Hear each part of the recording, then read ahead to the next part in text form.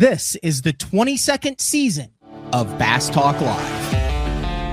BTL is presented by Bass Cat Boats, Strike King Lures, AFTCO, Pro Guide Batteries, Spro, Gamakatsu, The Bass Tank, Beatdown Outdoors, and Sunline. BTL coming at you.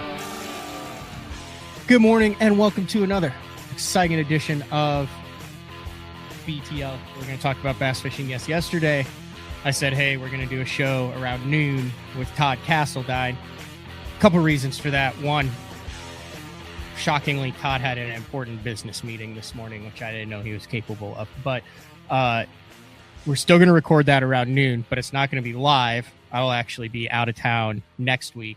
So the Castledine show, we've got a lot of stuff to talk about. We've had a couple of interesting conversations over the last couple of weeks. So we'll record today with Todd, but Court also had an overnight in OKC, just flight attendant. So I went and picked her up yesterday and then had to drop her off this morning. Didn't think I was going to be back, but I did. I did something which I've kind of heard about in fishing before, like especially when you talk about like there's like some lakes that have similar names, particularly in Alabama. I've heard of guys like booking the wrong Airbnb, like on the wrong lake. And then everybody's like, bro, like that other lake is like 2 hours away.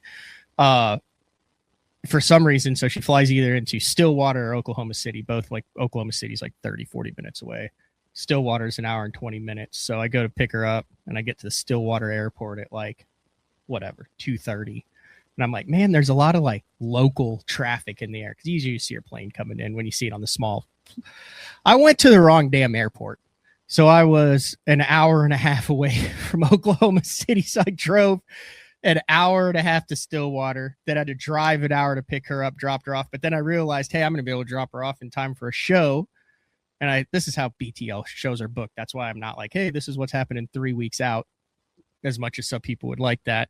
And I came across a post where Matt Becker was blind ranking his top 5 robo worm colors, like for a drop shot. I don't feel like he did a very good job at it, to be quite frank. And I let him know that. Now, I am probably not one to talk on that. If you've watched Matt on the BPT and over his time on the pro circuit over the years, I mean, in the 4 full years that he's been on the BPT, he's never finished lower than 20th in Angler of the Year. Obviously, 2023 was the Angler of the Year. He's made Red Crest every single year he's been on it. He's made heavy hitters every single year. And so I was giving him a hard time about some of the key drop shot worm colors that I felt that this high-level professional angler left off the list, and said, screw it. Let's just do a show about it. And he was like, yeah, I'm good. Like, I'm at home. I'm at the shop, and my boat is, I think I get my boat back today, but all my tackle is out. So I've got all my drop shot worm stuff here, and we haven't done a real kind of deep dive into technique stuff. So I mean, everyone wants to talk about the urchins and the minnows and the free rigs and all that. We'll just bring it straight back old school. Drop shot. Did you ever think when you first got into this, Matt Becker, that I would refer to drop shotting as old school? No, that's like, it's been a staple for so long. You know, I feel like it just kind of, you just assume it's always going to be part of the arsenal. And it really is. But like you said, I feel like over the last 3, 4, 5 years, it's definitely gotten overlooked for a minnow, and now the urchin craze this past year for sure. Definitely. I think it's very, I believe the word I'm looking for is apropos or appropriate. Does apropos work too? Or appropriate, considering it's very appropriate to talk about this also, considering that we just had Amart's birthday. Yes. And I saw a bunch of posts on that and a bunch of things like that. And as much as he had like a love-hate relationship with the drop shot, he was one of those guys that, like, I don't know if you ever had conversations with him or talked with him about that, but he was one of those guys that like loved and hated to throw it at the same time, and just so happened to be, I think, unequivocally during his prime, the best in the world with it. It'd be hard to argue with that statement, Matt. Yeah, that'd definitely be hard to argue for sure. That was just a little bit before my time. I had very little interactions with Aaron, and I kind of wish I had gotten into it a little bit sooner so that I had that. But with that being said, yeah, I feel like that's something that you see in a lot of bass guys. They're like, man, I just want to frog and flip, and that's what they say their favorite thing is. But then when money's on the line, they're out there with a spinning rod throwing a drop shot, and they're actually really, really good at that. I think you'd be surprised how many guys are that way for sure. Yeah, it definitely is. Let's talk a little bit about the season. Another very solid season for you. You see what Wheeler and Burge did this year. That Angler of the Year was really hard to track down. You had kind of a similar deal in 23 when you won. You had some giants knocking on the door and really had to catch them in that final event to get it done. But overall, you had a top 10 this year. You cashed a check in all but 2 of them and another top 15 in the Angler of the Year. I guess, are you kind of in the point of your career where you're just knocking out those solid AOY finishes, qualifying for the championship events and stuff? I feel like if you look back, there's those group of guys at top or echelon who just that 5 to 25, you look back so many years and that's how you kind of build a career. Do you feel like you're in that career building phase now with those titles behind you already knocked off? For sure. I feel like, this past year was definitely just a solid year. I had a couple opportunities, with the Bass Pro Tour format, you fish 2 days combined weight and then it zeros for that knockout round. So, it really comes down to how you do on that third day to make that top 10. The first 2 days are kind of, obviously the weights are zeroed. So those 2 days are just qualifying to make the knockout round. So, if I look at this season, I just had a couple mistakes in those knockout round days. And that cost me a couple top 10s along the way. But overall, it's definitely a solid year. And I feel like I'm kind of in that part of my career, like you said, where I just want consistent, solid finishes. A check on the Bass Pro Tour right now is $15,000. So if you do that a few times throughout the year, you're doing all right. That's for sure. But, I feel like I came in so hot at, my rookie season on the Bass Pro Tour. I was definitely in that zone. I had that confidence in everything I did. And then I kind of hit a little bit of a slump over the last season. I kind of got into a slump where, not necessarily I was doing things wrong, but things just didn't quite work out on the water.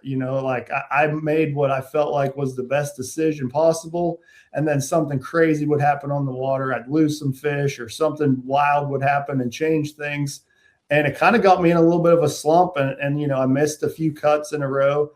So this year it was kind of like getting back into the groove, getting those solid checks and kind of work my way up. But it's crazy how tournament fishing's that way where, I can look back, say from 2020 through 2024 zone, I knew I was going to catch them every single day. And then I kind of got into a slump where I started questioning some of those things. And that's just kind of the roller coaster of a tournament fisherman. But I feel like I'm back now. This season really helped me get back on that train and get the momentum rolling. And, I feel good about how I'm fishing right now. You feel kind of like that year and a half, you mentioned kind of those years. There's a lot of transition during those years. I think it went from a handful of guys with the forward-facing sonar understanding it to 90% of the field understanding it. That's kind of where the minnow came in to the rise and things like that. Do you feel like that was just a natural kind of, you're going to have ups, you're going to have downs, or was that a real big transition year where a lot of the stuff flipped as to what was being caught, how it was being caught, who was caught it? You had a lot of new blood coming in there, and it took a little bit to kind of get used to. I feel like things changed really quickly during that 18-month period as far as how, where, when, and why things were being caught on all tours across the board. For sure. I would say over the last 3 years, you've seen a drastic swing in the hot trend of baits and techniques and that kind of stuff. So that's something you got to stay on top of for sure. I feel like I do a good job of that, but it's just kind of a combination of the schedule lining up, and obviously there was a little bit of growing pains for me with the hybrid scope format with the Bass Pro Tour. So I was putting a little too much emphasis, I feel like, on the non-scope bite, and I was spending too much of my practice looking for the best non-scope bite, where I feel like, I've kind of figured out the strategy with that is, kind of it's best to have a really good scope pattern and then kind of figure out the fishing deal as you go, or, spend less time looking for that in practice than the scope deal, because that kind of, sets you up to get through that qualifying round and cash a check, and then you kind of figure the rest out as you go. So that's kind of, it's just a little bit of growing pains with that. And, it's kind of like that with any sport, as rules or regulations change, there's always different things that you got to figure out and figure out your strategy. So, a combination of all those things kind of put me in a little bit of a slump, what I would call, if you look on paper, like 2025, I made more top tens than I did this year, but I had a couple really, really bad tournaments, and I just felt like I wasn't fishing as good as I did this year as I kind of got back into my steady. That's always been my thing is I just want to cash a check in every tournament and be steady in those top tens, and hopefully those wins will come along with that. You remind me back in the day of like a mid 2010s Todd Faircloth, like not like the same style, obviously, like we're talking East Texas and grass and stuff, but just a guy who at the end of the year, you're always looking at it and going, man, this guy like really like caught him in every single event. And then every once in a while, I just remind you by winning one. If you go back and look at his stats for those 6-7 years on the Elite Series, that dude like never missed. And you're kind of the same like that, first, 9th, 20th, 14th. I mean, you're talking about a slump in your top 20 and last year in the Angler of the Year and the top 15 this year. I have a question about, I've never asked anyone this. I have a question about new kind of under the radar baits trends. Like you can go, what is it? Bellows gill, free rig, urchin. How do you find out about those? Is it YouTube? Is it fellow anglers? Is it you're trying all sorts of stuff like that? You're actually finding it out on itself? Is it, but like when you think about these new techniques, like 99% of current urchiners found out about it with what Pake South did, with maybe a little bit back 24 when Taku was trying to hide what he had, with a little bit in the fall, like, but it wasn't, it wasn't their local, it was through the pro. How do the pros find out about it, I guess is my question. Like, do you have an example of like the first time you remember seeing a big minnow, the first time you remember hearing or trying about the urchin? I've always wanted to know like how that works at the top level, because it goes top down, but you guys have to hear about it somehow on the first time or figure it out sometime. Yeah, for sure. Let me think. I'm trying to think of a situation like that. Like the urchin for sure. Like I had a koiki, I would say in 2024.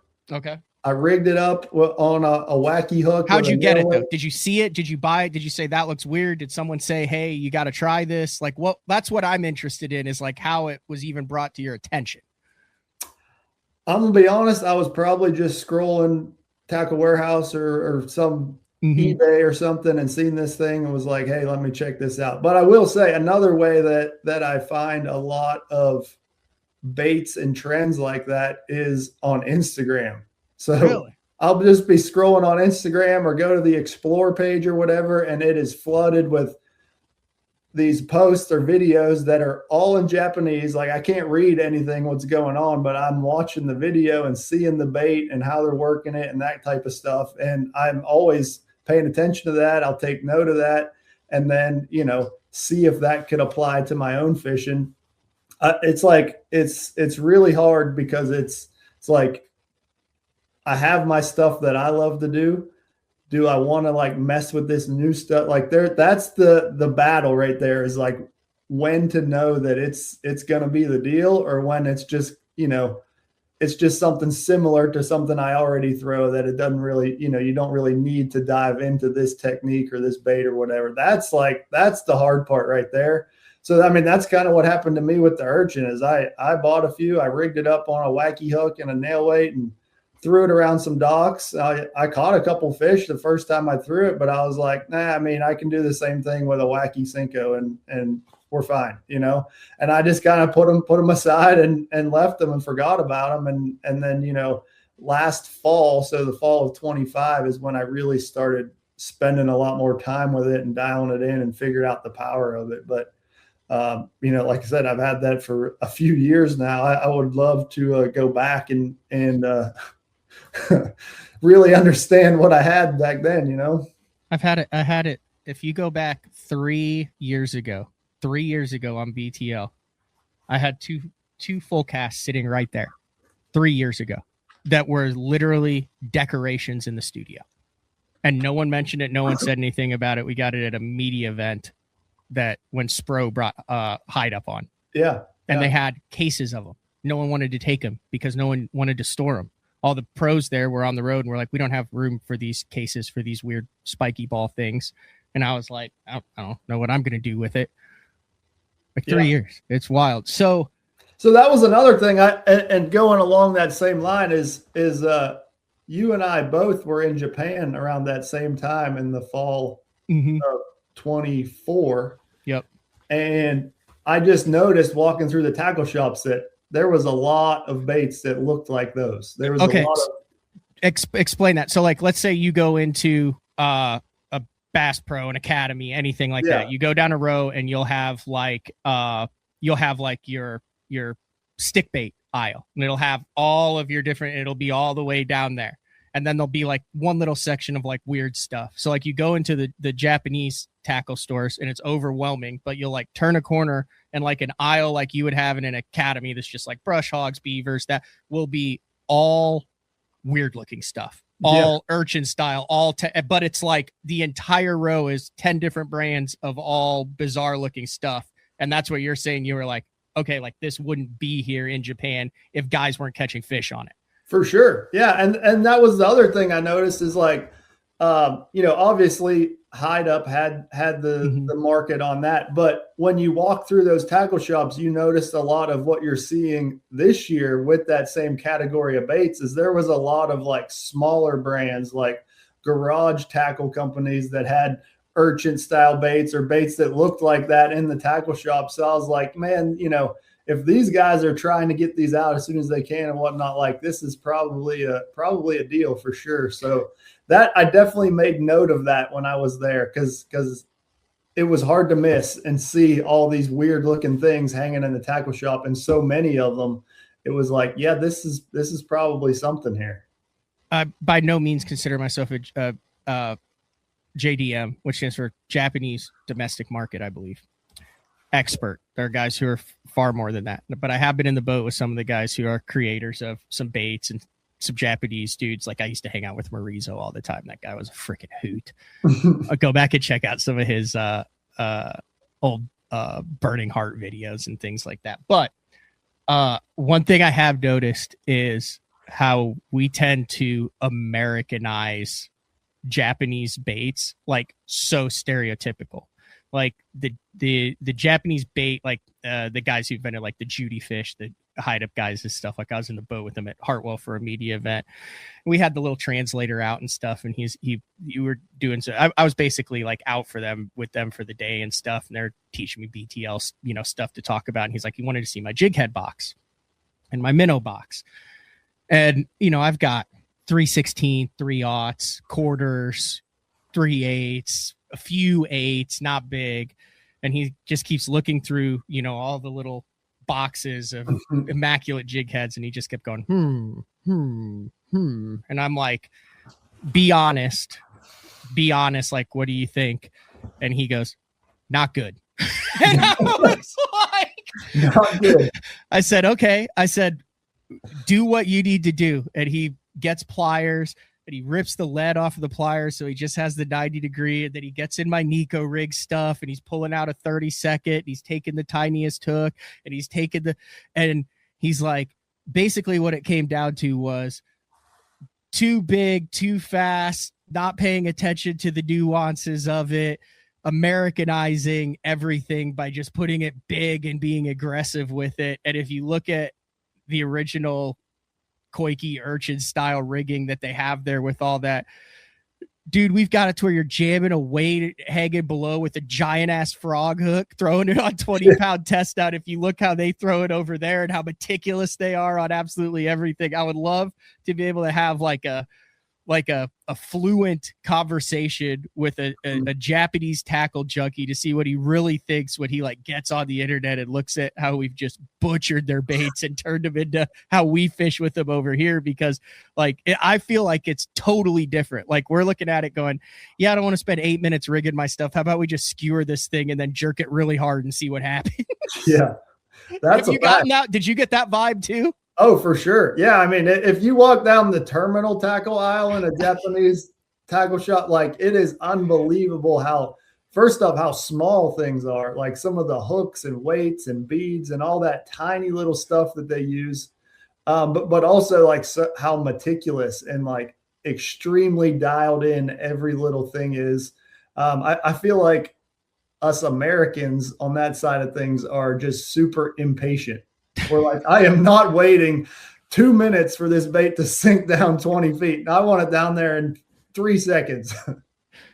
Do you think we're headed more towards finesse, technical Japanese style as the electronics go and as there's more baits? And do you think that, extrapolate your thoughts out 5 years, will there always be a aggressive power fishing style in America, or will it ever get to the point where we are all fishing with it that meticulous to get bites from fish that have some sort of response to baits that they would just attack out of an instinct before because something was in their face? Do you think we're headed more towards the Japanese style of finesse fishing in America? That's a tough question for sure. I think there will always be a place for the power fishing element just because of the kind of the reaction side of a bass. You know, I feel like you got two trains of thought there. You can finesse them and fish very realistic looking things or baits they haven't seen and try and trick them into biting, or you can get that reaction strike with a moving bait, a power fishing bait, a chatter bait, crankbait, those types of things where they're not necessarily looking to eat that. It's just there and it triggers them to snap and bite it. So, you got those two different trains. So I think there will always be a power fishing element to bass fishing for sure. But certain fisheries, I definitely think you'll see it trending that way. With the, maybe clean water or fisheries that the fish only live deep or something like that, you could definitely see more trending towards that finesse application and really having to slow down and fish different techniques that, the fish haven't seen or whatnot. Really quick before we do get into the drop shot, because we are going to go down that wormhole. You're an angler. Sure. The final Elite Series event of the year going out of Clayton, New York. There was a beach hazard warning yesterday for the area. Have you ever heard of a beach hazard warning before? I have. So growing up fishing Erie, I mean, that was kind of a normal thing. It was, I don't really know exactly what causes it, but it's something to do with after a big wind or during a big wind, it creates so much current, and then maybe current going back the other way that they don't want anybody swimming because they could, kind of get pulled away with the currents. Okay, so it's like, why? Like, would you, if you have to be on the water, would you rather be on the water in a small craft advisor or a beach hazard warning? I don't know the difference between the two. I mean, you don't want to be out there in a small craft advisor if you don't have to, especially in a bass boat. I mean, yeah. That's literally telling you do not go out there in a bass boat. But okay, if you got to, you got to. And I mean, obviously the boats can handle it for sure, but I love the big water. So, I mean, I don't care regardless, but I think it's fun. But that's going to be an interesting tournament. It's going to be exciting. I'm a fan of the sport as much as I am an angler. So I will be watching for sure. It's an exciting AOY race. That's for sure. It's going to go down to, probably the championship day. So that's exciting. Big smallmouth on the line. I mean, I love it. I'm going to be watching, pay attention for sure. I say that because you won their Toyota series there out of Clayton, exactly a month earlier than this, but out of Clayton there on Thousand Islands. Ironically, vertically fishing those fish, which was 9 years ago. Like it'll be very interesting. Like the days of vertically drop. I don't care whether you're on Mille Lacs. There's very few smallmouth places now over the last 9 years where you hear of guys just vertically dropping on the fish to win, unless it's windy. I mean, but weather-wise, like, have there been days, and you fish Thousand Islands, you're from the East Coast, I guess technically you're the eastern side of the country, where you just go, I know it's game day, I know we're allowed to go out there, but nope, not doing it? I mean, that thought would never cross my mind for like it. Really? So you're gonna take it slow, and if you're planning on going out there, you're going out there as long as they send you. There's never been a time where you looked at it and went, I think we'll figure out an option B. Definitely. I mean, that tournament you just spoke of that I won. I mean, that the first day of that event, like, I'm sure I remember it maybe differently than it actually was, but I have like flashbacks of like the movie The Perfect Storm, going out that morning, where it was insane waves, rains. I mean, and I would say if there was 150 boats in that tournament, 120 of them turned around at the mouth of the river. And there was only a handful of us that went out to the islands. And I mean, it definitely affected the weights of that tournament because, you know, the weather was so bad and people didn't go out there, but it was never a question in my mind. Like, it's just take your time and you'll get out there eventually. And generally in those conditions, the fish bite. You get a bait anywhere close to them, they're going and eating it. And it generally doesn't take very long to catch them. So you get out there and you just take your time getting out there. And that's, you know, the name of the game in those conditions. And that was a wild event because you had both of the Johnston brothers in that. You had Kurt Mitchell, you had a Casey Smith in there, Gray Buck, Travis Manson. You had like, I mean, those are the St. Lawrence River guys, Lake Ontario, pre-scope. Like, that's a banger. That's a banger derby to win with that. So here's my question then. Is that why you're on the BPT, why you have an Angler of the Year? Because you have the ability to do that, the confidence in yourself to drive, to make that? Because I'm thinking of day one of an open that we took out of Clayton there. And I got about to the ferry crossing and just went, nope. And turned around and ended up back at Alex Bay. I caught a 20-pound bag, but like, is that the difference between, I say elite is elite, not elite series anglers, but between elite anglers and the rest of everybody else? Is their ability to mentally make decisions and have the skill to do what needs to be done when it needs to be done, even though, you see what I'm saying, where I'm going with that? Sure. Because I'm also looking at guys in practice, and there were guys that were out there on days 1 and 2, and I'm like, but then half of the guys who also, you had Bassmaster Classic champs that were like, hey, we're eating breakfast because there ain't no way in hell I'm going to be out there today. And then other guys that were like playing the wreck of the Edmund Fitzgerald on repeat, floating around out there. I struggle with that as far as like, man up, spend time on the water to where you feel comfortable making those tough decisions, or play it safe and fish the next day with everything intact. Yeah, no, I mean, there's definitely different mindsets there. I feel like for me personally, it kind of stems from growing up fishing the Great Lakes, like that. It doesn't necessarily scare me. Like, I understand what, you know, how to drive a boat through that. And like, you got to take your time. You got to definitely respect the wind and the waves and the water, but like, it doesn't really scare me. Like, I'm not scared to go out in those waves. And I feel like that's not necessarily the case for everybody that hasn't been on that or been through those situations.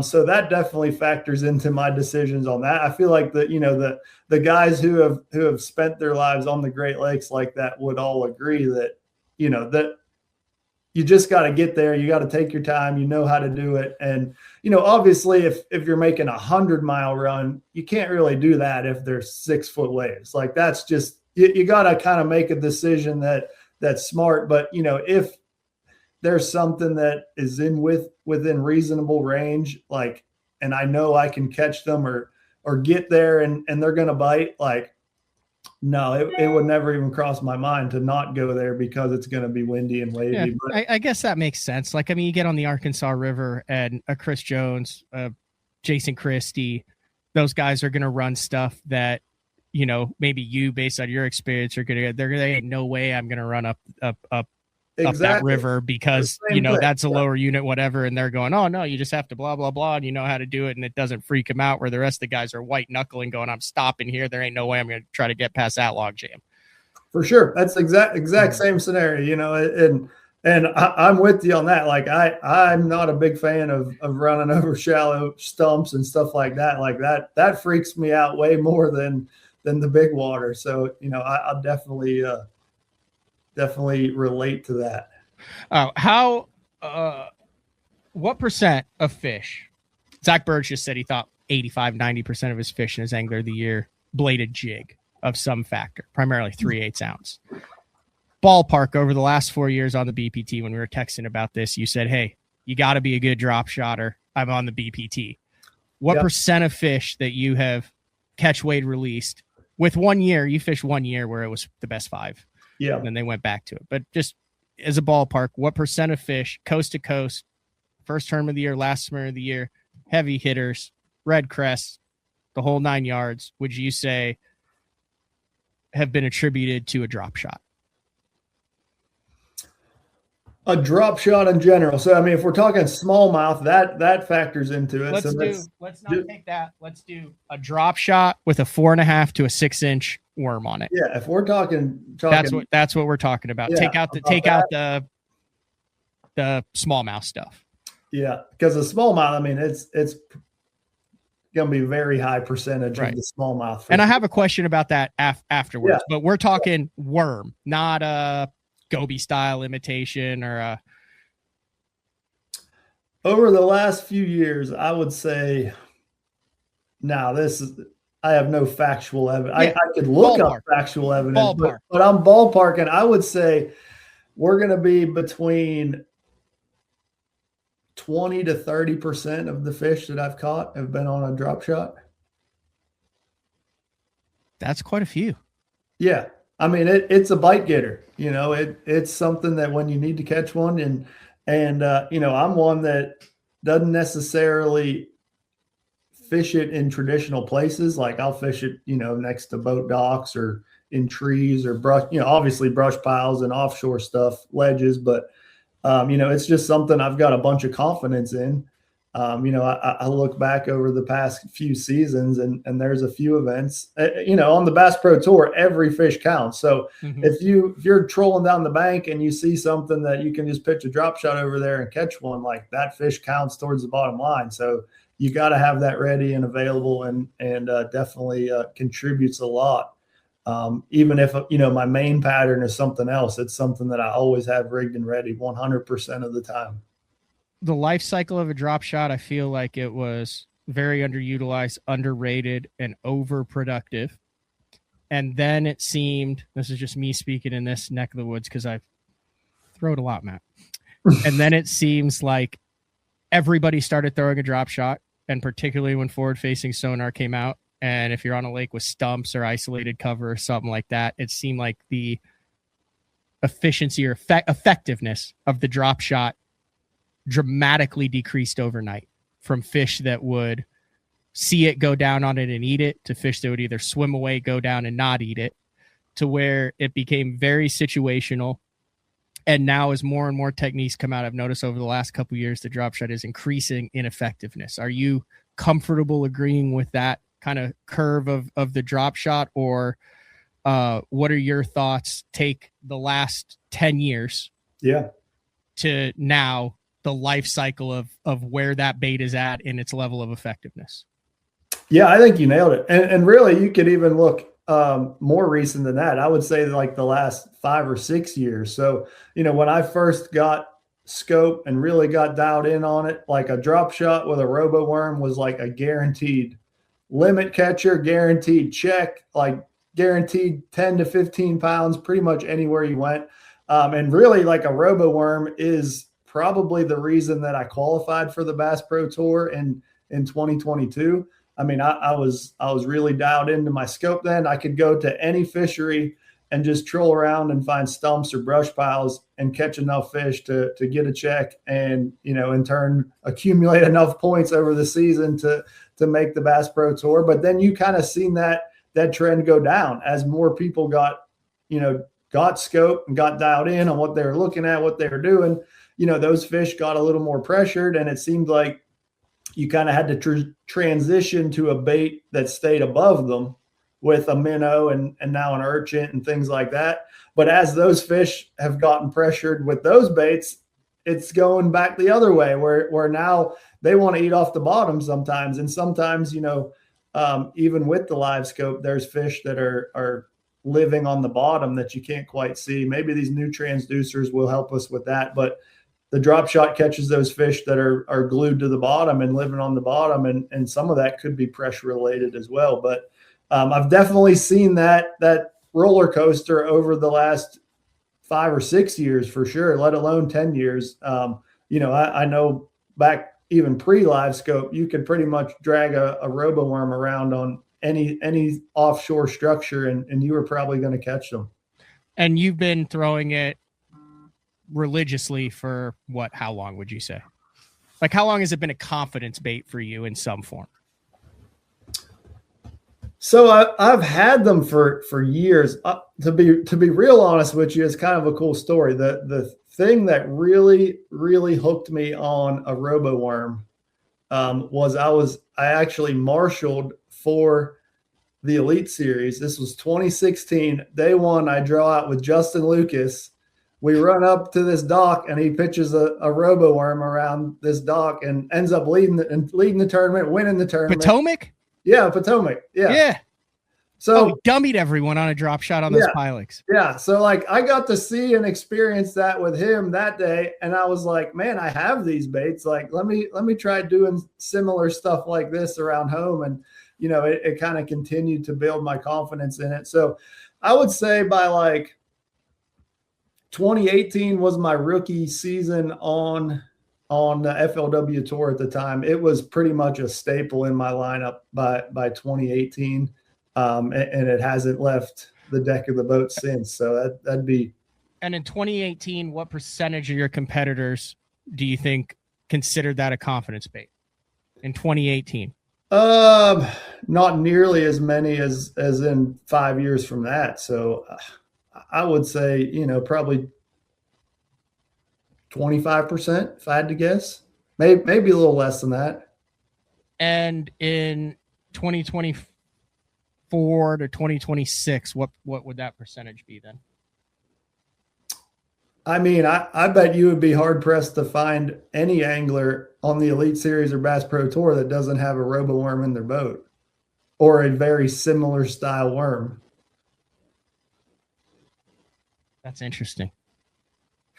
I mean, do you agree with that? Like, yeah, no, I 100% agree with it. Because in the local and regional stuff, I was hardcore made fun of for throwing a worm, a drop shot early, like literally like ridiculed by friends and fellow competitors, and Mark Jeffries, who coined the term the dink and dunk and all that stuff. Yeah. And I mean, I'm not saying it was very consistent, but it was, I would have a tough time like working with people in nation tournaments and regional stuff and Bass Nation stuff at the time, because they didn't want to be like, oh yeah, I'm pitching a drop shot around dock poles or the end of ramps and things like that. Cause they'd be like, well, I don't have a spinning rod.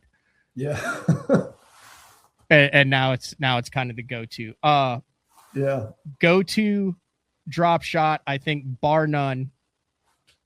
What would you say the gold standard is for color, length, and rigging? Like one general standard. We're talking a 1/2 ounce green pumpkin flipping jig here, or 3/8 to 7 inch power worm, that type, like just the gold standard that's going to work coast to coast regardless of where you're at.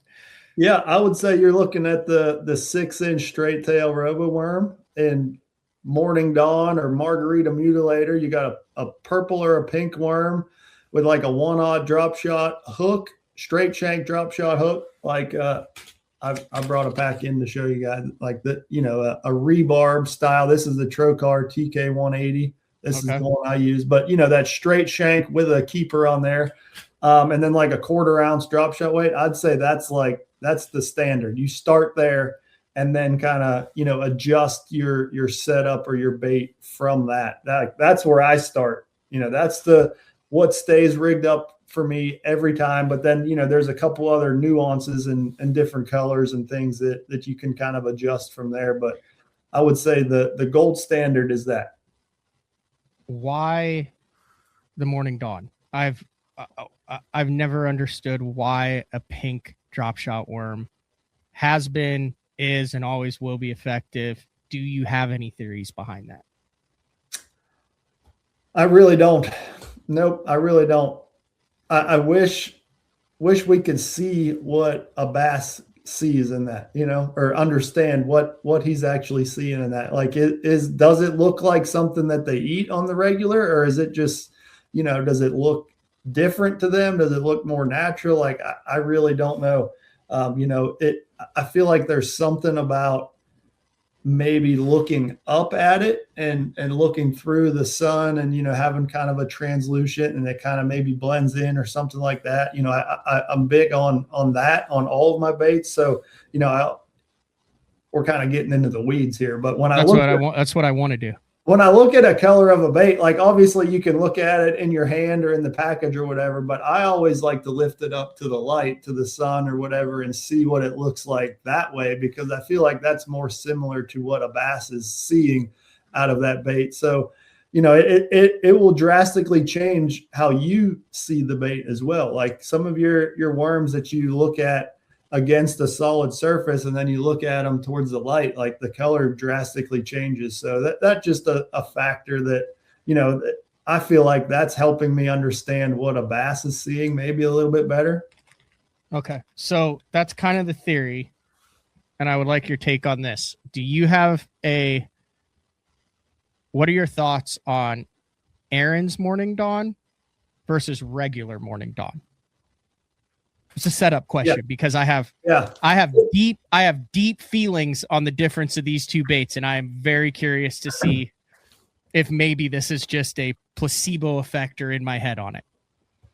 No, so I mean, I throw Aaron's Morning Dawn a lot. Like that's probably one of my top 3 colors that I use the most, Aaron's Morning Dawn, and especially, here on the Tennessee River. And really for me, anytime I feel like they're feeding on shad, that's when I go with the Aaron's Morning Dawn, because it has that white belly. Here, I'll go. I'll sacrifice the oily fingers for it. So that's the 4.5-inch Aaron's Morning Dawn, and it has that white solid belly on it. The white belly. I feel like I want to use that when I feel like they're feeding on shad. I don't know if that's why or whatnot, but if I feel like they're feeding on shad, for sure, I go with Aaron's Morning Dawn. And if I feel like, we're just fishing brush or fishing stuff that, away from a ledge or a shad or something, I'll go with just the regular Morning Dawn. Okay. What's your theory? My theory goes back to silhouette and profile. So when there's not a whole lot of light penetration or you're fishing deeper, the Aaron's Morning Dawn breaks up the translucency of the Morning Dawn and gives them a better silhouette or profile to eat. So overcast or deeper water or early morning, low light conditions, I start with Aaron's Morning Dawn because of the white belly on it. Then as the light gets up or the water clarity does and there's more light penetration, then I'll switch to the Morning Dawn because you can see completely through that bait. Yeah. Does that make sense? No, for sure. What are your thoughts on that?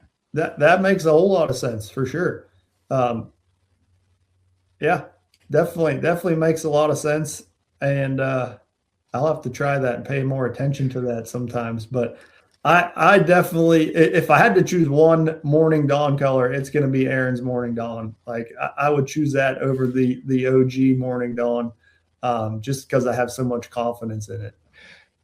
What are your thoughts on the translucency of the robo worm color morning dawn, as opposed to so I throw a lot of different baits. I throw the Strike King filler worm that just came out. It has a little bit milkier consistency to some of their colors, which I like, and a little bit more off colored water. I throw John's Magic Worm for missile a lot. I just started throwing a lot of Cliff Pace's worms like that. I used to throw the Cliff, is it the Cliffhanger worm? Cliffhanger, yeah. He Cliff Perch did good on that, but as far as the different brands and the translucency, if you can take 8 different worms that all have a quote morning dawn color, they'll all be slightly different. Do you think that's important as far as how vibrant, how translucent the bait is, or is it just that morning dawn kind of hue that is generating bites?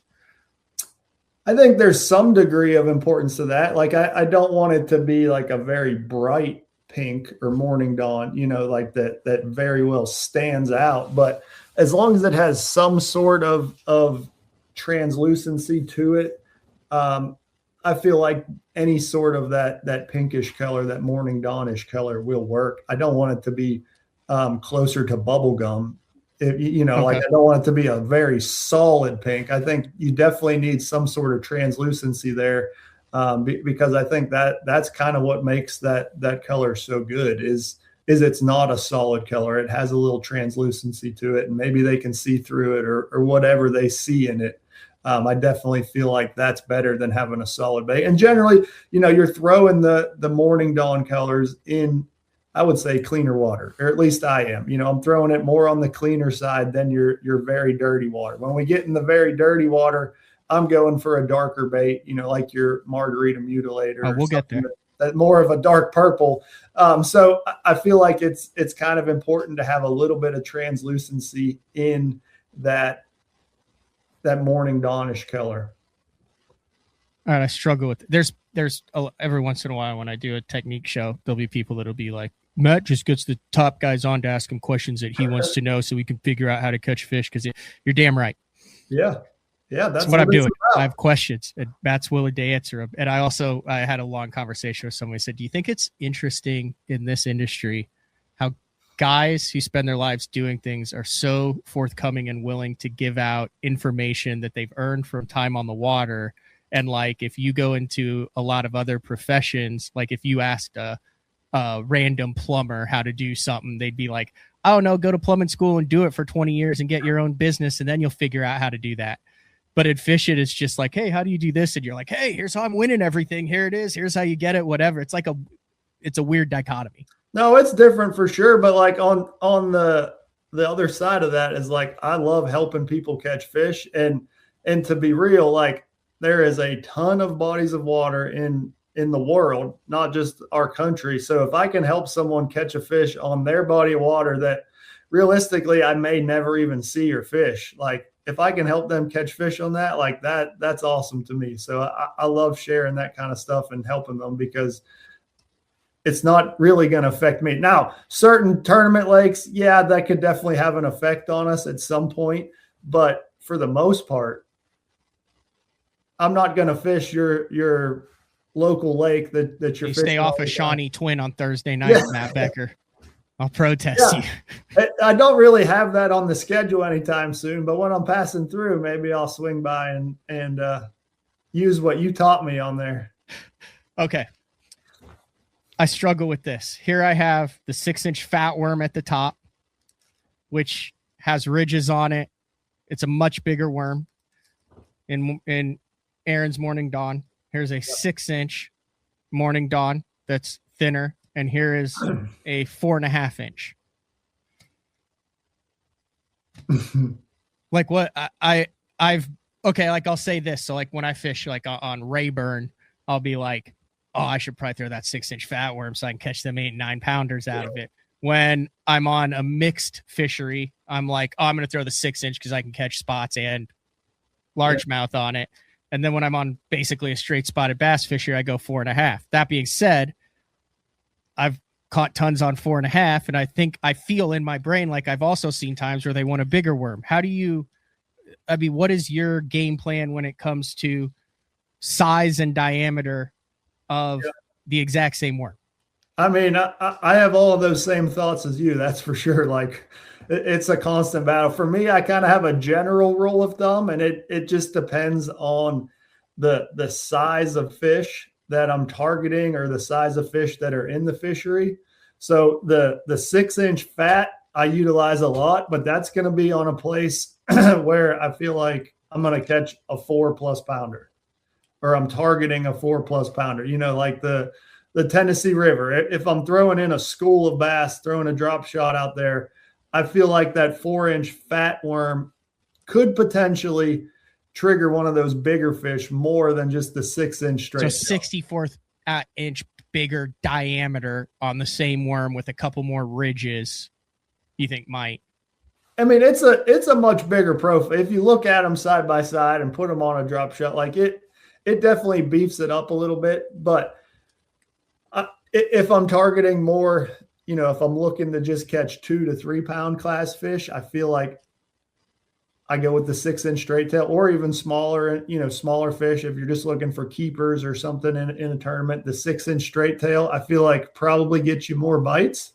Okay. But I don't know. I go back and forth with that. It just kind of depends on the fishery with which one I start with. Like last week, we were just at the Potomac River for a team series event, and we went with the 6-inch straight tail. That was like, I know that one's going to get bites.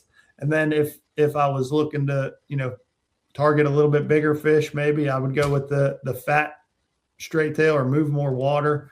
But between those two, that's what I'm starting with. Then I'll kind of see how they react to that. And sometimes I will utilize the 4.5 or the 4.5 fat. I don't really use the 4.5 straight tail very much. If I'm going 4.5, it's generally the 4.5 fat.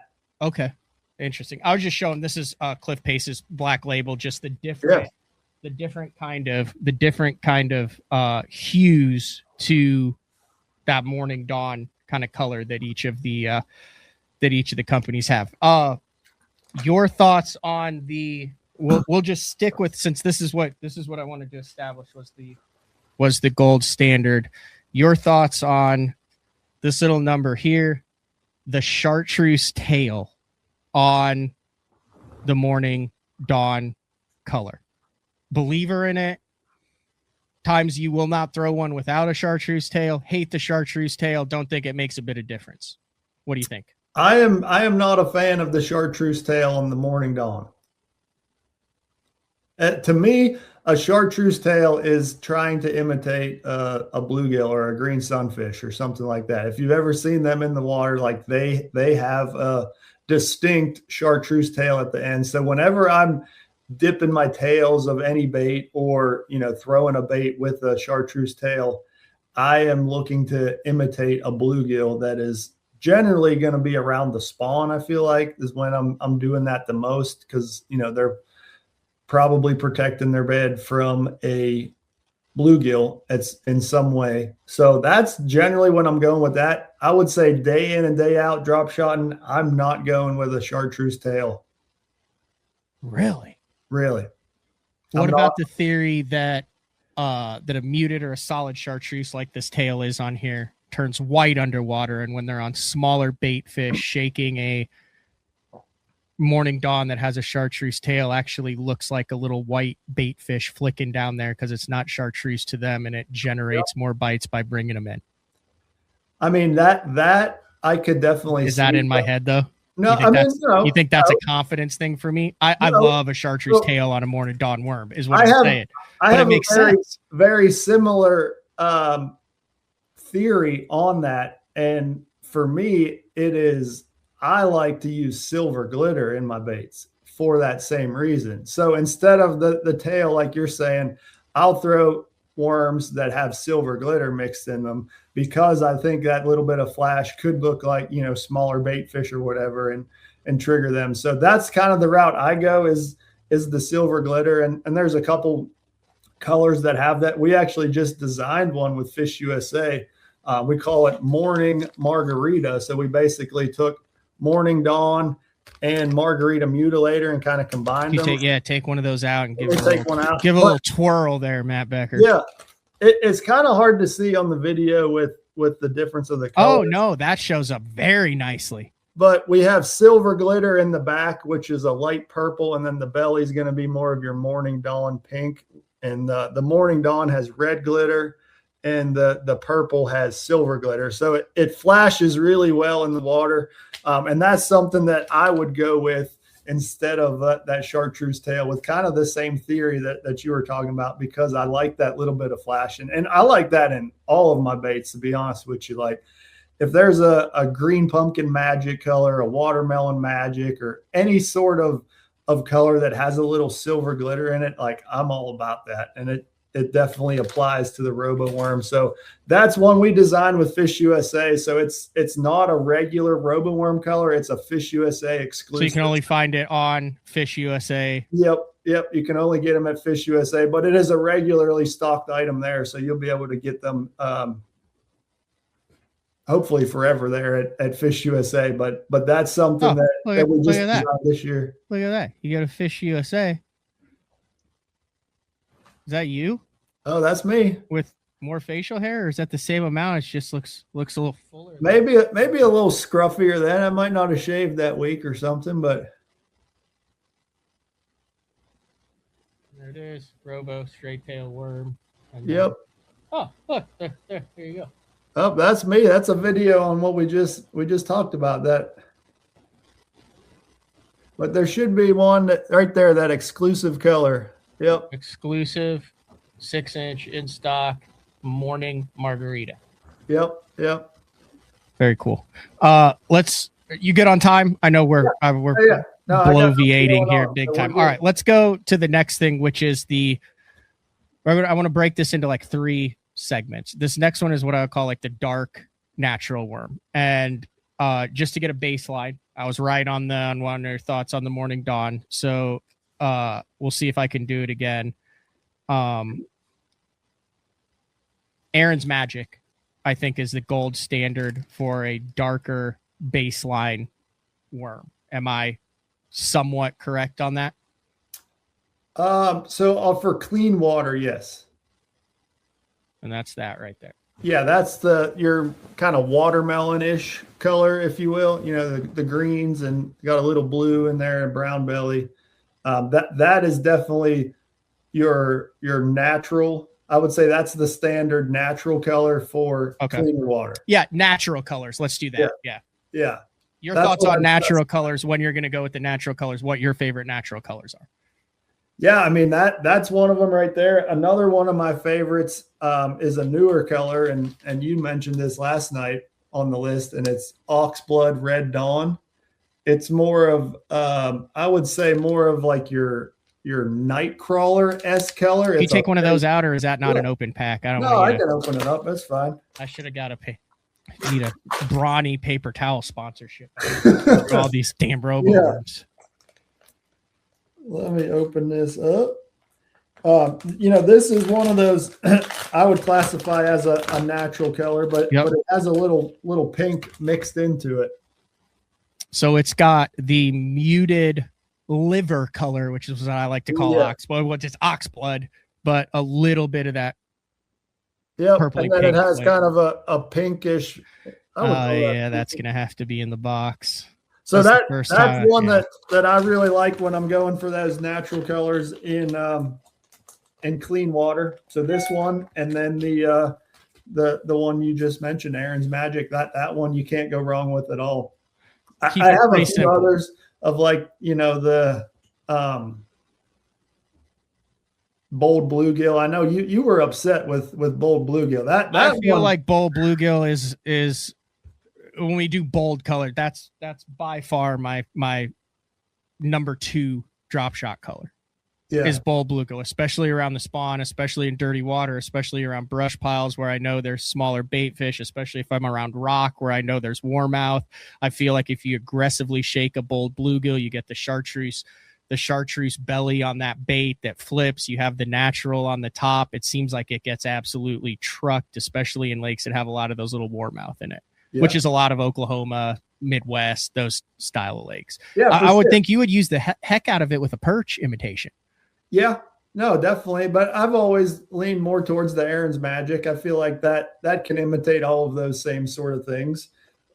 But you know, these color selections definitely are going to vary on your confidence, and in turn, you know, the area of the country that you're in and what the forage looks like, what the water looks like. That's always a big factor in all of this. But you know, for me, those natural colors, I generally keep it pretty simple with one of those two, either the Oxblood or the Aaron's Magic. Okay. What about the bottom color of the worm? So like that bull bluegill has a chartreuse belly. If you look at like a pumpkin punisher, if you can see here, it's got a very defined, bold color on the bottom of the worm in those natural colors. Do you, are you a fan of that at any time, or not like that, just big stripe of chartreuse?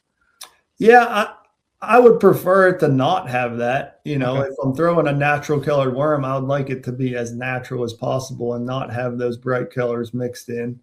But you know, that's just kind of my opinion on that. I know a lot of guys love those sort of colors and love those bright baits. And to be real, they all will catch fish regardless of where you go, you know. But for me, I generally keep with what I'm confident in and don't really vary from that very often. And will you start to go with a chartreuse tail now when you get into a sadly renamed Witch's Tea or the Mean Green? Yes, I will throw those for sure. Yeah, I definitely like those colors. I have those in my bag for sure. And we'll utilize those, you know, around the bluegill, because that one, you know, that one looks like a bluegill or some sort of sunfish to me for sure. Before we get to the wild colors, there's a color that's in its own category that for me it's the biggest color when I make a switch to this color where I've gone, holy cow, color really does make a difference, and it's that deep purple. Are you on the same page with me as that, as sometimes the deep purple is the absolute deal? Or... Yeah, you're talking like Margarita Mutilator or MM3 or something like that. Like, yeah, that's the top three in my list for sure. I kind of classify those as the same because they actually are the same color, but the MM3 has red glitter mixed in. So, you know. Folkstat Special is also one of my favorites too. It's that like purple. Yep. That deep purple. I really like. I've thrown this. So, you know, going back to my silver glitter, I'm not even sure they make these anymore. This is these are fairly old, and this is one that is a staple in my lineup in that purple color. It's called Brown Purple Hologram, and it has that silver glitter mixed into the purple. You're a big glitter guy. I'm a big silver glitter guy. I always have been. And that one is like, if I had one choice for a purple worm, it would be that brown purple hologram. But again, I don't even know if you can get them anymore. I'm trying to make sure that I have more of them and working on. I don't have any silver glitter worm. No silver glitter.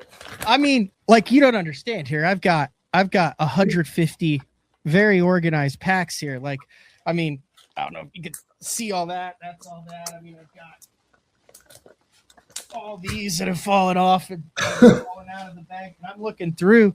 I have no silver glitter. So that is definitely, regardless of whether it is, silver glitter needs to be in the arsenal.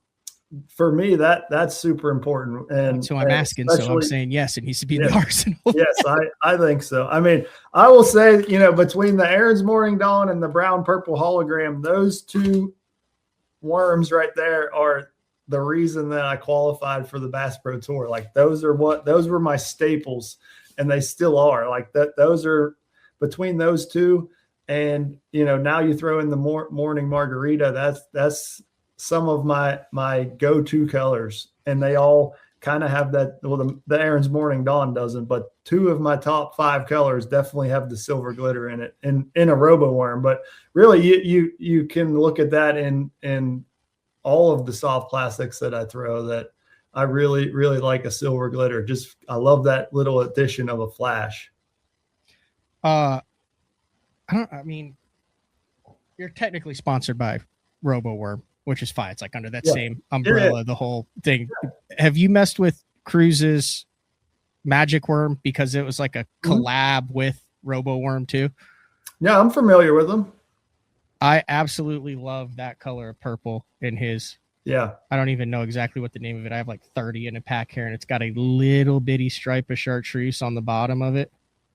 And it was kind of like a Robo Worm collab. That's like so my favorite color. I'm not 100% positive on how that all went down, but I believe Robo Worm still produces them for Missile, and they were all Missile exclusive colors. So they're all unique colors to the Missile lineup. Like if you look at it, it says Missile and then made in the USA by Robo Worm. Right.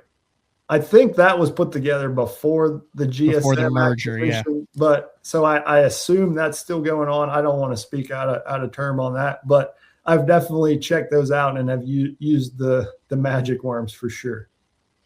All right, orange. Your thoughts on orange in a drop shot worm, Matt Becker? Yeah, this one took me by surprise when you told me about this. I'm going to be honest. I have not thrown orange in a drop shot worm a whole lot. I've really have not experimented with it a ton. I've had a few packs of the there's like a morning sunrise. Is that the one that has the orange in it? Yeah, there's multiple iterations of there's multiple iterations of the morning sunrise. So I've messed around with that one, but that'd be about the extent of my orange in drop shot worms. I'll show you the 2. So here's the new morning sunrise. And you can tell it's like a little bit bigger orange, and it has kind of a clear, there's a little flake in there. I wouldn't call it silver, but it's got a little bit of, if you catch it right there, you can see the chartreuse kind of core shot through it. Yep. And then there's an old pour, which is very more of a muted, and you can see through it. But when you put this in the water, there is a core shot through that you can't see until it hits the water. It almost glows in the water. I'm pretty sure you can't get those anymore. I'm down to like my last couple packs of those. But look, what one was that called? That's the old morning sunrise. Oh, okay. That was like the OG pour. That was an old Robo Worm pour. I got you. That they had it. But at the classic, Dave Rush is getting pissed that I'm talking about this. But over on I might still have some on Real Deal Tackle. Michael Neal, you ever heard of the guy? Yeah, absolutely. He's pretty damn good. He's got a heck of a store here. It's only like 30 minutes from the house, so I get down there once in a while. I haven't checked recently because I got a ton of the packs. He did a Bassmaster Classic run of Tennessee Sunrise. So it's got more of like a hot orange on the top, almost like an orange pink, with then like a merthiolate core shot down the side, and then the same belly as Aaron's Morning Dawn. It's like a creamsicle. Yeah, I was just gonna say that. I'm sold on it. You love it. I love it. It's like my favorite. It's right now I'm throwing it over a Morning Dawn in all situations, particularly hot weather. For some reason, like the hotter the weather, it looks ridiculous. Yeah. And for some reason they bite it. Are you throwing that in clean water or dirty water? Or everywhere. Everywhere. Yeah. Like it's like a traffic cone in clean water.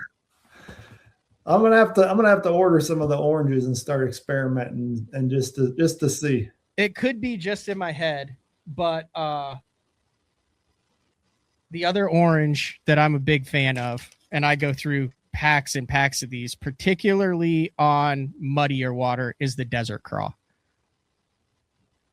And I'm shocked that is there a reason you haven't messed with the orange, or is it just have it? I just haven't, to be real. Like I've definitely gone through and ordered just about every color, had a couple packs, and then, every few years I kind of go through my stuff, and it's like I haven't even touched this pack of baits in 2 or 3 years. Like I'm getting this out of my boat, out of my normal rotation, and I'll donate it to my dad or to, old fishing club or high school anglers or whatever, and just kind of get it out of sight. Because if it's not part of my regular rotation, like I'm not keeping it in the boat and carrying it. So I've definitely bought some and just never chose them and just move on from them. But I'm definitely going to get a few and try them now that you say that. Do you have any one-off colors that you always have a couple of packs of in the boat that you have confidence in? Anything that's outside an aberration, so to speak, in a drop shot worm? The only really wild one that I have, I sent you a picture of it last night when we were talking about it. It's this one right here. It's called Plumberry. It's not really wild, I guess. It's your same pinkish color, but it has a purple tail, like a light purple. Let's pull one out. I had not seen that color before, and I was shocked. And for me, like I tried this one time when I was fishing for spotted bass, and they really, really liked it. So it's just something that's kind of stayed in my boat, and I will utilize it then. But you can see that purple. It's just like a lavender. Yeah, exactly. I'd call it a lavender, not a dark purple. But it's your morning dawn-esque color. It's got a little red glitter. It's got a core shot of that same kind of light purple through there. But that's really outside of the staples. That's one that I tried one time in that really clean water, say like Lake Hartwell or Lanier or something. Something just a little bit different with that purple tail. I caught some fish on it, so I was like, let's just kind of leave these in there. But really, I keep the staples. I throw what I'm confident in, and they continue to eat it. Scent, anything, you just throw them out of the package. I go back and forth, and then I end up like I've done the taku stuff and all that, and I've done the bait fuel and all that. And when it basically comes down to it, I do it until I run out, and then I'm like, thank God, because it's like putting a live night crawler on those things after you've got the stuff. You literally cannot rig a 6-inch straight tail like that when you've got any sort of stuff that it's been marinating in. What are your thoughts on adding or soaking or doctoring the bait whatsoever? Does that get more bites? I wish I knew. I mean, I experiment, like you said, with that all the time. I am constantly, I got a whole science experiment going on in the truck or in the garage and in the boat at all times, soaking different baits and things. And the problem that I have with that is I will do all that. I will soak all these baits in scent and whatever, and I'll go out and I'll catch fish on them. But then it's like, how do I know they wouldn't have bit it without the scent? Or how do I know that the scent really made a big difference? So I never really come up with like a final answer on, did this scent work better than anything else? So I would say I definitely use scent a lot for smallmouth fishing. My robo worms, generally speaking, I'm not soaking them in any scent or anything. I'm pulling them right out of the package like you buy them at the store. Well, I will. So like you said, I will combine packs. I'll put 2 or 3 packs into one package just to save a little space in the boat and have more baits in one package. But it's basically right off the shelf, like you'd go pick up at the store. I'm not really soaking them. I've tried it, but I've never really come up with an answer that says it gets me more bites. All right, here's a worm. You would have no problem throwing that worm in its current condition. Yeah. Correct? Yeah. Same worm, same pack. Would you have a problem throwing this worm in its current condition? Me personally, yes. That worm? It's got a little kink in the tail.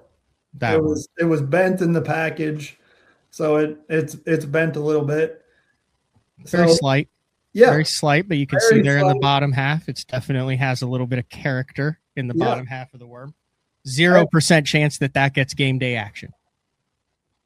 That would not get tournament day action. It may get rigged up if it was a practice day or fun fishing day, but it would have a short leash for sure. If I threw it by a few fish and didn't get a bite, I'd be like, it's that stupid bent tail. I'm tearing it off. Is that in your head, or do you truly believe that a atomically straight, perfect 6-inch, quote, the hand pour worms, catch more fish than one that has a slight kink in it? I mean, it's not going to have the same action. It's going to have a different action, that's for sure. So could it be in our heads? Maybe, but to me, it is not going to look the same as one that is perfectly straight. So I want to control as many things as I can and throw one that's perfectly straight every time. Out of the guys that you nerd out with, drop shot with, have been in the boat with, fish against, and whatever, what percentage of them are extremely detail oriented when it comes to the perfect straightness and rigging of their drop shot worm, and what part are like, I'm gonna get the dang thing on there, and if they're gonna eat it, they're gonna eat it. So what if it's got a little kink or character to it? I would say everyone's very particular, for sure. Yeah, I mean, I room with Drew and Spencer the past few years, and Spencer, he's with me. If there's a kink in that bait, it's getting tossed out. Like, it needs to be perfectly straight. I would say Drew probably cares a little less about that because he's throwing his same worms regardless, and he'll change the color more so than that.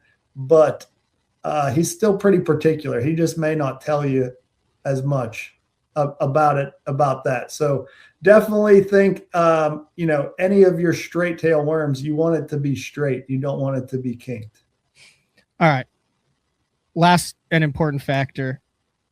Do you feel that the average angler undervalues the importance of matching the hook and the hook size to the worm? And how much does using a hook that's too big or a hook that's too small affect the overall action of your standard 6-inch straight tail? Yeah, that's a huge factor for sure. I mean, you could definitely throw too big of hook. I don't know if you could throw too small of hook for action purposes, but you would start sacrificing, hook and land ratio, hook up and stuff. So for me, I've settled on that 1/0 size for, your 6-inch straight. If I go to the fat, I will up to the 2/0 size in the trocar. This is the TK 180. So I can pull one out in here. The exact name of that is the Finesse. What's it called? Finesse straight shank? Finesse worm hook. Okay. Trocar TK 180. This is the 1/0 size. It's not a drop shot, split shot hook or anything. It is a finesse, basically a finesse straight shank. It's a straight shank hook that has the keeper on there. But for me, one thing that I've learned with this is when you're rigging it, you actually want that eye of the hook to be kind of exposed out of the worm. I don't like to bury the eye of that hook way back in the worm. Okay. So you ever had one of those suckers in your foot? I have. Oh, geez. I'll tell you what, those little 1 and 2/0 fine wire straight shanks will go straight through a heel like butter.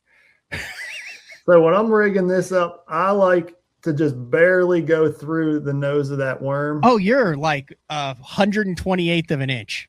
Tiny little bit. Because what the deal with that is, when a fish bites this, I want the head of that worm to rip and get out of the way. One fish per worm type of guy. Yes. I'm not worried about going through baits. If you're getting a bite, that's what it's all about. So my thing is, when a fish bites this, I want the head of this worm. I'm going to just sacrifice a worm to show you here. I want that to rip whenever he bites down on it. So then, this can spin and get out of the way. Oh, that's got to be like a 98% hookup ratio. Yeah, because when that gets out of the way, like, there's nothing stopping that fish from getting hooked. If that worm stays on the head or stays on the keeper there, when that kind of bends down, that's still kind of in the way. It affects your gap right there. And that, that can affect your hookup ratio. So I want the head of that worm to rip. And then the worm to pivot. Like, I've never seen a guy describe it on a plastic on how you want the bait to pivot, to go from vertically on the hook to horizontal on the hook, kind of like a wacky rig. in order to increase the hookup ratio. And then typically because they've grabbed it, you don't have to worry about that worm spinning back on itself and re-hooking the hook where you know, on a Nico, a wacky, sometimes you come in and you're like, oh, I never had a chance. The hook point went back through the fat part, never even got through it. Yeah, that's my theory on that. You know, that's why I go with that. And I go through the nose of that worm just a tiny, tiny little bit, just enough that keeper will hold and keep the eye of that hook outside the worm. Because that way, you know, your knot's exposed and all of that action is on the worm. Now, if you rigged it a little differently and say you went way back into the worm and rig it, now your line is actually going to be ran through that worm and then come down to your drop shot weight. So it just kind of looks a little bit different as far as the action because you have the line that comes down from the rod and goes in and then comes out. So it really changes the action when you're shaking that bait. So I always like to leave that hook eye exposed on the outside of the worm. And in turn, you know, it makes you go through some more worms for sure. But I will sacrifice that to hook and land more fish every single time. I typically do 3, but I'm going to do 5 just to challenge you. Just exclude you in this list. In your mind, your top 5 drop shot guys that you're impressed with across all tours and fishing right now. Yeah, these aren't going to be in any particular order. You kind of, I'd have to really think on that. But Justin Lucas is on that list for sure. Spencer Sheffield, he throws a robo worm a lot, and he's definitely on there. Now, when we get past here, that's when we really start digging in the weeds. And I know you know him. I know you're a fan of the sport. You watch, you listen, you know what's going on. I do. Those two jumped right out at me. They don't even have to have a crazy good resume. It's in your head. Guys that maybe are surprising, but that you're like, yeah, that guy can throw a drop shot. Yeah. Let's see. Let me think on this one. Come up with some good answers. Who else on the Bass Pro Tour throws a drop shot a lot?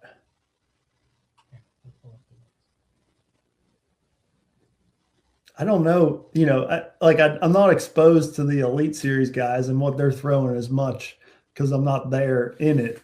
But I do know Rob. Ayler's been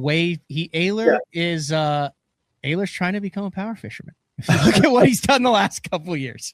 Yeah, Ayler came to mind on that. I mean, he has some roboworm colors named after him, so I'm sure he's still throwing it, no doubt. But Thrift, Cole Floyd, Avena, Mitchell Robinson, Nick Hatfield. Mitchell Robinson, I think, is a sneaky drop shotter that, you know, does kind of doesn't talk about it a lot. You know who throws it? He doesn't talk about it a lot. It doesn't look pretty. I was actually with him the first time he ever threw it on Onondaga. Bobby Lane. You know, I was going to say that. Bobby Lane is he sneakily enjoys a good drop shot bite. Sure. Now he probably won't do it very much on camera just to maintain the image, but Bobby Lane is a sneaky drop shotter. Yeah, for sure. He really is. Does Dudley drop shot or does he just stick with the wacky? That's a good question. I definitely think he utilizes it, but I would say he's more of a wacky guy. All right. Well, who else we got? I gotta look through this. I hate that Bassmaster does that deal where every time you go to a new page, it starts a video. Yeah, the video starts playing. Yeah. Well, Joey Cifuentes over on the Elite Series, he's done some non-traditional drop shotting stuff. He's not afraid of the drop shot. And we're talking like you could say Shakura and stuff, but that's like smallmouth. The smallmouth is a completely different deal. I feel like Brandon Lester is a sneaky drop shot guy. Yes. Like very sneaky on TVA for large fish in non-traditional large fish, like traditional large fish TVA areas, not afraid to pick up the drop shot to catch a freaking 7-pound Pickwick bass on a ledge. Another one that comes to mind, I'm looking at the standings here, is Gagliardi. He's definitely I could see that. Yeah. Bryant Smith over on the Elite Series. But he's got the California roots out there. He fishes it a lot, that I know. Cliff Pace. He obviously has his own. Cliff Pace, ain't afraid of a drop shot. I've watched him. Emil Wagner. Now you're talking about like scope guys. I'm talking about the guys who like pre-scope were dragging a drop shot around. If you're on Cliff, it's got to be Clifford Perch, right? Yeah, Cliff Perch and Cliff Pace. Yeah, both of them. Clifford Perch, big time. Yeah. And I would also have to argue like one of the OGs. Polinick. Yeah. Anything that I'm leaving out on this? We're not getting into like the rod action, the line, the rigging, how you work it, where you throw it. Right. There's all sorts of videos and stuff out there that Matt's done, that a ton of different people have done. I literally wanted to do an hour on 3 main colors, and we are an hour and 26 minutes in, shockingly. Yep, that's how it always goes. We got a little urchin talk in there. That ate up some time, but yeah, it did. But am I missing anything? Are you like, I can't believe he hasn't brought up this, or he has no idea about this? No, it's Jared Littner. Yeah, Jared Littner. He's and the comments about that. Connell too. Yeah. Littner, big drop shot guy. Yeah. I think Crete would have become a drop shot guy if he had kept fishing instead of Destin Pontoon. How about Brett Height? Yeah. I feel like he was big. He was definitely an OG, the B Height delight. Yeah. Yeah. He was one of the original vertical drop, not original, but original like tour guys. Like there's always the originals and then the guys that you associate it with. But the flat brim, vertical, 2D drop shot, robo worm guy. Yep. No, I think Erler's Edge. Remember that color? Yeah, Ayler's Edge. Yeah, Ayler's Edge, Ayler. Yeah. Potato. No, I think we pretty well covered it all. I think it's funny how, we made a social media post with Fish USA blind ranking RoboWorm colors, really to create engagement and create discussion, and it evolved into an hour-and-a-half podcast here in Bass Talk Live. I literally yesterday, there it is, right there. There's the text. I took a screenshot of it and I said, bold bluegill at number 5 is a crime. You said I couldn't even tell you the last time I caught one on a bold bluegill. Then I gave my 5: morning dawn, bold bluegill, morning sunrise, desert craw, oxblood, light red flake, bonus pick, morning dawn, chartreuse tail. And then you said a couple different things about brown purple, some holograms, some new staples. And then you sent me a picture of your shop that you could see like a lot of robo worm packs in the background. And then I said, screw it, let's do a show tomorrow. And you said, perfect. And here we are. Yep. That's how it works. I love how that works out, dude. Yeah. Yep. That's funny. But that's what it was designed to do, was create discussion and engagement. Josh Bertrand. How can we forget Josh Bertrand? Yeah. Dang. Josh Bertrand may or may not be responsible for one of these colors that I love in here. And he may or may not be responsible for it because he bought 1,000 packs of them, so they would pour it about 10 years ago.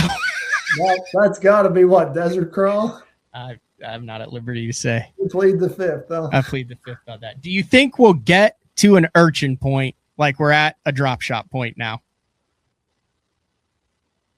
I mean, I feel like we would be a long ways away from that.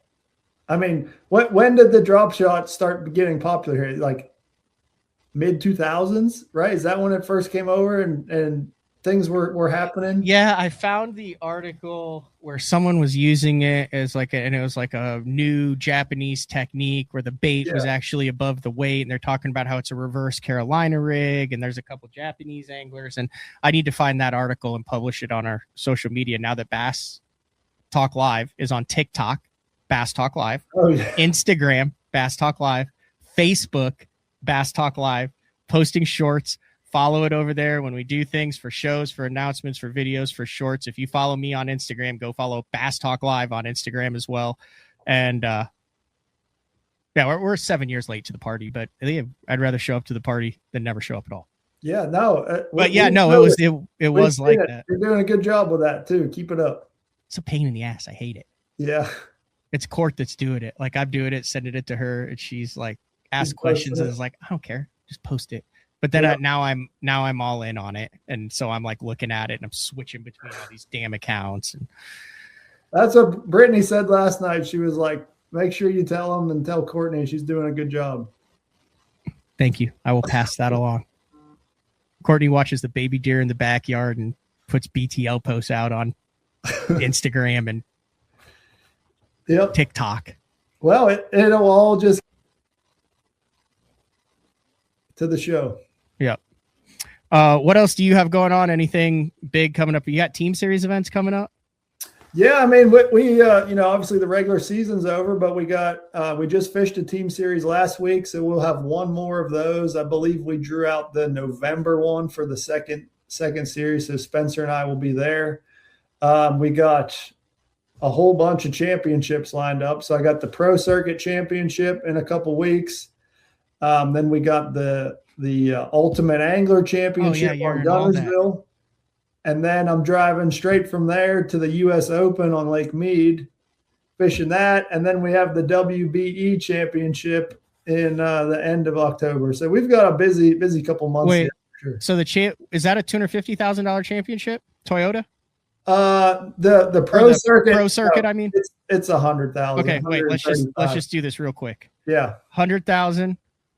Then you said the Ultimate Angler. The Ultimate Angler is 500,000. 600,000. The U.S. Open ballpark 150. 150. Yeah. What are we at? 5, 6, 750, and then 1.25. So I got $2 million I could win if I win the next 4 tournaments.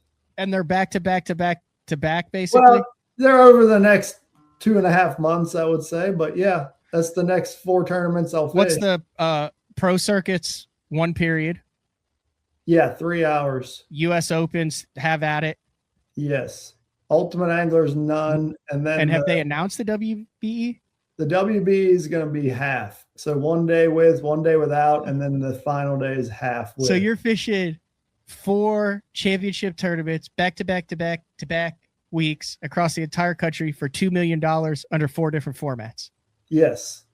You need to do like I'm not kidding. This would be a perfect opportunity for you to do a documentary video. Like not just the video series like, oh, here I am trying to win this tournament and I'm going to show a windshield shot of driving to the next tournament and try, but like compile all 4, fishing of all 4. You're talking, you've got every element that you want in there at the end of the year, and then drop like an hour-long documentary that encapsulates all 4 of these events at the end of it. That's a good idea. I should probably look into that. Because there's not that many guys there. You got to be the only guy who's fishing all that. Like I don't think Wheeler's fishing the U.S. Open. No, I think you're right. I'm the only one that's fishing all 4 of those for sure. I'm trying to think. You might be fishing for the most money in 1 month than any angler in history. That's very possible. Yeah. I'm trying to think. So Scott Suggs, I'm trying to think of the $1 million. Let's go back to the Ranger Millennials. Jay from Oklahoma. I'm trying to think of what would be around that. David Dudley. Won $1 million, but it's not like they had another tournament in 2 weeks. That's what I'm saying. That's what I'm saying. Michael Bennett. What has Wheeler fished on that? He hasn't. I'm thinking a major. There's never been. Well, I don't think there's ever been that many tournaments within a couple months for that money. So I don't think anyone could ever fish them. Like, you know what I mean? Like if you look at the history of bass tournaments, I don't think there's ever been, even if you just take the Ultimate Angler and the WBE within, say, the same 4-week span, that's almost $2 million. It's $1.75 million. Yeah. And are they all back to back, or is there a week in between? No, there's time in between. So like the Pro Circuit Championships, like mid-September. So it's like, I guess, a few weeks from now. September through November or October. So the WBE is the first week in November, like over Halloween into the first couple of days in November. So 60 days. Yeah. Practice time, all that. You're on the water 45 of those. You have 1 week or 2 weeks off in between there. Yep. Over 2 mil. The two biggest. You have to count the cup because they did $1 million for a while, and the Classic did $500,000 and did. But you have like just the deep payouts, the two biggest. Obviously, the U.S. Open, which you have to document. It's like with what it could be the last one ever on Lake Mead based on the water. That's the main reason I'm doing it, is I always wanted to fish a U.S. Open on Lake Mead. I went and did the U.S. Open a few years ago, and it was on Mojave. And it was cool to fish the event, but like it's not the prestige and just the mystique of Lake Mead. So that's why I'm making that work this year and going right there. You know, it's going to be a lot of travel because the Ultimate Angler and the U.S. Open are back to back. So I'm going to have to leave Gunnersville and drive straight to Nevada, just 27-hour drive, but it'll all be worth it. And we're not talking Angler of the Year here. Dudley win there. I feel like that was only like 750. Yeah. If you're a listener or anything, might call Ken Duke after that. You might be, unless there's someone else that's fishing all of them, which would be pretty easy to figure out. You would just have to look at the Pro Circuit Championship roster and the U.S. Open roster, because that'll be the two outliers. There'll be a handful of guys that fish the Ultimate Angler and the WBE. Like that field will cross over more so than those other two. I feel like I would probably be one of the furthest guys east to drive. There's not to the that US many Open. on the BPT who fish the Pro Circuit. Right. There's only a few in the championship. So you'd have to see how many guys at the Pro Circuit are, and you can't make the WBE without fishing on the Bass Pro Tour, the BPT. Yeah. Or the elites. Yeah, or the elites. But you also can't make the Pro Circuit Championship from the elites. Correct. So that's one that they don't have as a championship. Right. And then the US Open knocks almost everyone out. You are fishing from September to November in that time frame. You're fishing for the most money that anyone in the history of tournament fishing has ever fished for, Matt Becker. That's pretty interesting. I never thought about that. I knew it was going to be an exciting fall, and it's definitely it'd be a good time to hit a winning streak. That's for sure. You have to document that. Think of all the tournaments from the time they put them up in the damn airplane, and Ray Scott was like, "Hey, you're going to Lake Mead for the first Classic." Through all that, the $1 million tournaments, all that FLW, the MLF, the payouts, all the one-offs, the things. I think you're fishing for the most out of anybody who has ever tournament fished in that time span. That's pretty crazy. That's really crazy. Could you imagine if you went 4 for 4? I mean, I mean, you obviously go planning to win everyone, or else you wouldn't be there if you didn't think you could. But just hypothetically, 4 for 4 would be pretty strong. That would be insane. We would have to become close buddies with our accountant. That's for sure. That would be something. But yeah, I mean, this will be the time of year to hit a winning streak. That's for it would set you up for life. All right, I'll let you mull over that. Yeah, I appreciate it, dude. Badass. I'm gonna have to look into some a camera guy or something maybe. Call up Clint. Yeah. Bartlett. That could be a good one. Yeah. I don't know. He might be too high priced now. He's doing some high level stuff now that he's out there on his own. Yeah. I don't know the camera guy scene anymore. I literally know like 2 of them, and then you look and there's like 24 on each tour now. I mean, I feel like that's a young man's job. So at some point you reach an age where, you want to start a family or have a home life, and you kind of move on from that. And it's just a cycle of young guys. That's what it seems like anyway. So that constantly freshen up the camera guys. That's something that I've never really looked into much myself. I kind of enjoy the filming and editing a little bit myself, but with that much going on in such a short span, I don't know if I'd be able to do it all myself. Here's what you do. You hire them. You do the caddy situation. where the guy that you hire, you're like, hey, here's a base. It's not a fantastic base, but it's a solid base. Like, you'll survive on it, cover your expenses and all that. But then, just like a professional angler does, percentage of the winnings. So the better you do, the better the camera guy does. So then if you go, God forbid, base minimum checks, you're not like, my God, I just blew everything on the camera guy. But then if you win, then you're going to get A+ stuff because he knows he's getting a little bit of the extra. I think that's how the caddies do it, right? Like, it's like, hey, here's your base for the week or whatever. But then, like, you know, if I happen to win the Masters, you get whatever 2-3% it is, and then that's like a bonus $60K. Yeah, but I feel like on the caddy side is like they could help contribute him to perform better or help to win, right? Right, but I would also feel like you would have like a more excited, like, you know, as it goes well, I feel like an excited cameraman would do a better job, like as you go into the final day, knowing like the better you do, the better he does. Yeah, no doubt. They'd be invested. History shows that you're not going to tank 4. Yeah, I mean, that's what that's just going on the stats. Hopefully not. No. I'm actually, you know, I'm leaving here today and I'm headed over to Old Hickory to do a little scouting. I've never been there, so we're gonna put a little time in because we got better get your big sticks out. I hear there's just lunkers swimming all over that pond. Yeah, I imagine there'll be a little dinking and dunking with a drop shot in that one. So trying to catch a few keepers. So I'm gonna do a little looking around and get prepared for that one. So we can try and make a run at all 4 of them. There you go. All right, Matt Becker, thank you very much for jumping on and spending almost 2 hours of your time during one of your very few off days in the upcoming couple months. No, I appreciate it. Thanks for having me on. All right, see you. All right, there you go, Matt Becker. Take a break and then talk about what we have coming up the next couple weeks on BTL, a little bit, some tweaks that we have coming up. So we'll be back in a couple minutes. The new Puma STS has been redesigned from the ground up. With the angler, design, function, and performance in mind, nothing on this new offering was compromised, and the only thing carried over from the previous version is the name.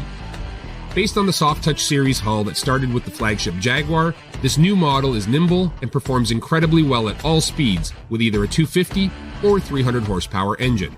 Featuring a new 96-inch wide-body footprint, this hull measures out at 20 foot 7 inches in length.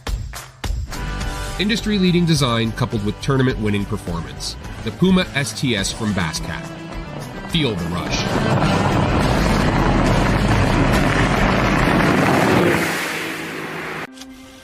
Before there were hashtags, there were handshakes and shared stories.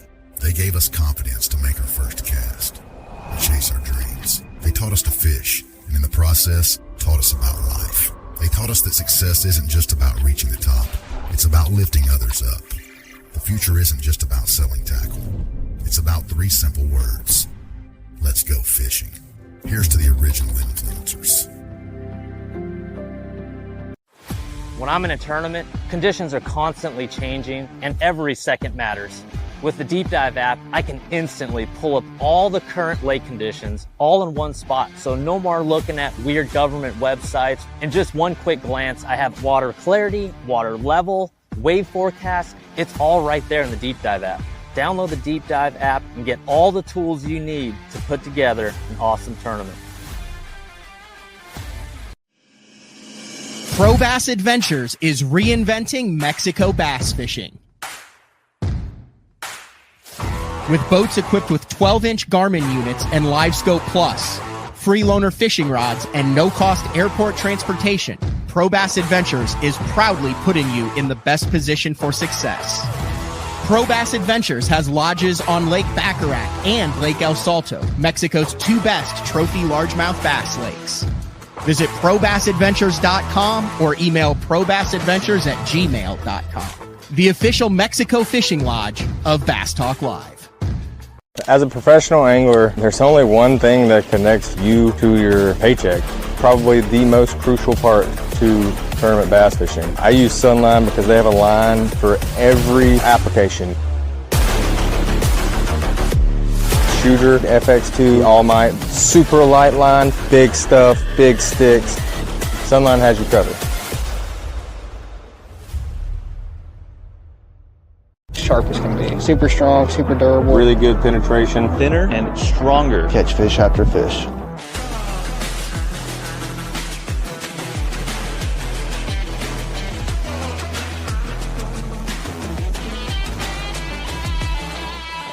I want to make sure that I'm using the best stuff possible. World's finest hook. World's finest hook. Gamakatsu, world's finest hook.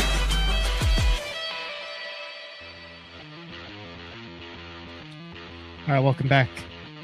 BTL. I definitely should have had a paper towel because my hands have so much robo worm oil on them right now that I'm going to have to completely clean my system after this.